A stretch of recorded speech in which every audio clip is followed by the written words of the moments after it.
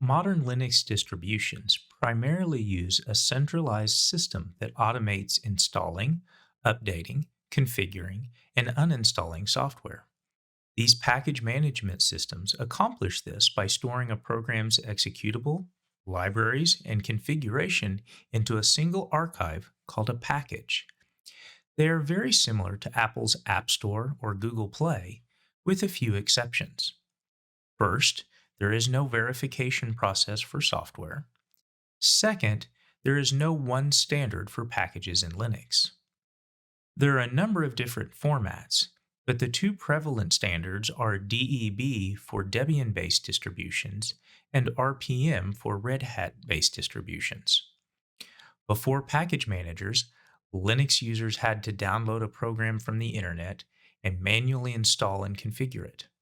Some programs even had to be compiled from source code before installation.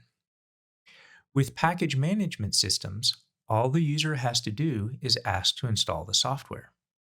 The program on the screen is a GUI front end to the package management system in Linux Mint. It looks and acts similar to a normal app store. I can search for a program and view information and even install it. If I were to click on this button to install the software, the package management system would search a repository of all the available software for the package I want to install. When it found the appropriate package, it would automatically download it and install it on my system and then configure it. This all would happen in the background, so I don't need to know any of the details. One of the most significant benefits of a package management system is that programs frequently depend on third party libraries.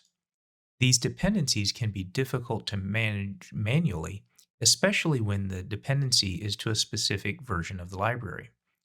Fortunately, current package management systems handle all of these dependencies for you.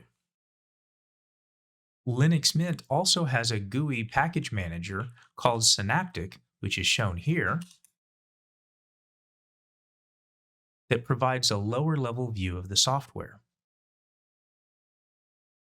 When we indicate that I want to install this software, we see that Synaptic notifies us about all of these dependencies. In the next few videos, we will see how to do this from the command line.